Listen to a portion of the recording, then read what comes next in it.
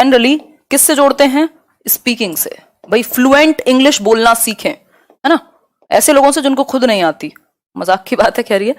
और दूसरा, रीडिंग या फिर राइटिंग की स्पेशली अगर मैं बात करूं तो यहां आप एक्यूरेसी का इस्तेमाल करते हैं। ग्रामर जो है वो आपकी एक्यूरेसी को बेहतर करती है। जब आप ग्रामर पढ़ते हैं तो आप एक्यूरेट यूज करना सीख जाते हैं भाषा का, मतलब गलतियां कम करते हैं, ग्रामेटिकली वो सही होगी। फ्लुएंसी कहां है? फ्लुएंसी स्पीकिंग में आएगी। राइटिंग या लैंग्वेज में जब आप प्रोड्यूस कर रहे हैं तब आप एक्यूरेसी की बात करते हैं। तो ये दो चीजें हैं जिनमें बहुत कंफ्यूजन रहती है और ये क्वेश्चन फिर से आता है कई बार। ठीक, तो इंग्लिश में स्पेशली पेडागोजी में आपके टर्म्स बहुत इंपॉर्टेंट हैं। सिलेबस करने से ज्यादा जरूरी है कि आपने अंदर के टर्म्स आपको पता हो। इतने सारे टर्म्स हैं इंग्लिश पेडागोजी के, लिटरेरी आइटम्स जिनको हम कह सकते हैं, कि कहीं से भी निकल करके आ जाते हैं। क्लियर बात? आगे बढ़ेंगे नेक्स्ट पॉइंट पर। ये हम कह सकते हैं कि जब भाषा की शुरुआत हुई होगी तो लिसनिंग और स्पीकिंग मतलब मौखिक रूप ही था। तो लिसनिंग और स्पीकिंग यानी एलएस जो है वो प्राइमरी स्किल्स कह सकते हैं उनको, कि मतलब सबसे पहले क्या डेवलप कराएं, तो लिसनिंग और स्पीकिंग को डेवलप कराया जाना चाहिए। तो इनको हम प्रमुख कह सकते हैं, प्राइमरी कह सकते हैं। लेकिन जो रीडिंग और राइटिंग है वो भी इक्वल इंपॉर्टेंस रखते हैं। उनको हम रीइंफोर्समेंट स्किल्स कहते हैं और इनको भी इक्वल वेटेज दी जानी चाहिए, है ना। हमने रीडिंग राइटिंग का शुरुआत की ताकि हम अपनी बात को लंबे समय तक रख सकें, ज्यादा बेहतर फॉर्म में एक्सप्रेस कर सकें। ये सारी चीजें हुई। क्लियर यहां तक की बात? ये एक छोटी सी बात हुई। आगे बढ़ेंगे। अब थोड़ा सा इनके बारे में ज्यादा जानेंगे। जैसे सब स्किल्स पूछ लेता है कई बार कि लिसनिंग की सब स्किल बताओ। ठीक, लिसनिंग स्किल में it is an aural input. Aural, AURAL, ORAL, oral नहीं है ये। ओरल मतलब बोलने से रिलेटेड, ऑरल मतलब सुनने से रिलेटेड, है ना। ये ऑडियो पॉइंट ऑफ व्यू से हम बात करेंगे। तो ऑरल इनपुट है मतलब आप सुनते हैं या रिसीव कर रहे हैं कुछ। It involves a sender, a message and a receiver. तीन चीजें इन्वॉल्व हैं। किसी ने भेजा होगा कुछ आपको, सेंडर होगा कोई, मान लो मैं यहां पर खड़े होकर के बोल रही हूं। एक मैसेज होगा, ये एक मैसेज है जिसको मैंने क्या किया होगा, एनकोड किया होगा और भेजा होगा रिसीवर के पास। आप हैं रिसीवर, ठीक। फिर आपने इसको डिकोड किया होगा। ये मैंने दो चीजें एक्स्ट्रा इसमें जोड़ दी, ठीक है बात। तो सेंडर इन्वॉल्व है, एक मैसेज है जो रिसीवर तक पहुंचाया जाएगा। अगर चीजें क्लियर हुई तो सही है, नहीं तो कम्युनिकेशन बैरियर आ जाएगा। क्लियर हो गई बात यहां पर?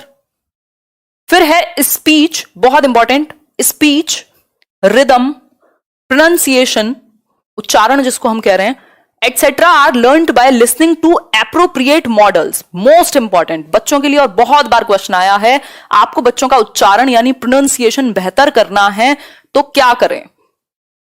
या रिदम, स्पीच, इंटोनेशन, जो उतार चढ़ाव है आपकी आवाज में, कैसे बेहतर होगा? आप बच्चों को एप्रोप्रिएट मॉडल्स से सुनने को कहेंगे या प्रेजेंट करेंगे उनके सामने।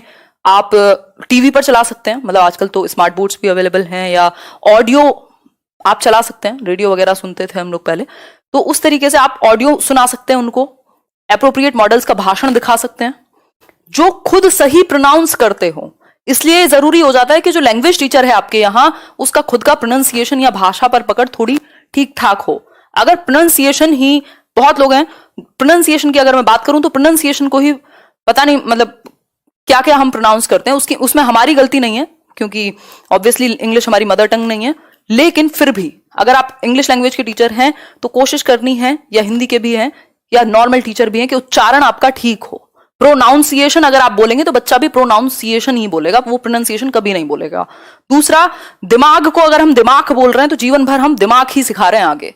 तो प्रोनाउंसिएशन को बेहतर करने का एक तरीका है कि एप्रोप्रिएट मॉडल्स, वो लोग जिनका खुद का उच्चारण ठीक हो, उनको प्रेजेंट किया जाए बच्चे के सामने, ताकि उसका भी प्रोनाउंसिएशन अपने आप ही ऑटोमेटिकली बेहतर हो, रिदम बेहतर हो, इंटोनेशन उसका ऑब्वियसली अच्छा होगा, स्पीच जो है बेहतर होगी। जितना बेहतर आप सुनेंगे उतना बेहतर आप बोल पाएंगे। तो जितना ज्यादा आप सुनते हैं उतना बेहतर आप बोलना शुरू करते हैं। जितना ज्यादा आप पढ़ते हैं आपकी राइटिंग अच्छी होती है। आपस में जुड़ी हुई हैं स्किल्स, ठीक है। तो ये कहानी हुई। तो हम कहेंगे कि भाई एक एप्रोप्रिएट मॉडल्स को या टीचर को खुद को भी सही लैंग्वेज का यूज करना है। ऑप्शन कैसे भी बन सकते हैं, ऑप्शन कैसे भी बन सकते हैं पेपर में। पॉइंट है कि समझ में आना चाहिए। कोडिंग डिकोडिंग हमने अभी समझा। एक सेंडर इन्वॉल्व होगा, वो क्या करेगा, कोड करेगा। सेंडर एक मैसेज को, मान लीजिए एक मैसेज है, इसको एनकोड करेगा, एनकोड मतलब एक कोड में डालना, एनक्रिप्ट कर दिया, ठीक, और रिसीवर के पास भेजेगा।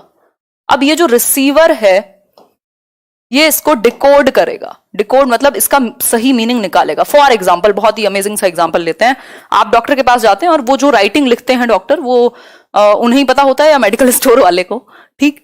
तो सेंडर ने, यानी जो आपके डॉक्टर हैं जो प्रिस्क्रिप्शन लिख रहे हैं, उन्होंने एक मैसेज लिखा, जो वो आपका प्रिस्क्रिप्शन पे जो भी पर्चा है आपके दवाई का, उस पर दवाइयां लिखी जा रही हैं, एनकोड कर दिया एक तरीके से। कई लोग तो उसको विलिंगली करते हैं कि एक पर्टिकुलर जगह से ही लेनी पड़े, ठीक। तो एनकोड कर दिया, एक मैसेज एक कोड में डाल दिया, जो किसको समझ आएगा, मेडिकल स्टोर वाले को। तो यहां एनकोड कर दिया किसने, सेंडर ने, मैसेज को।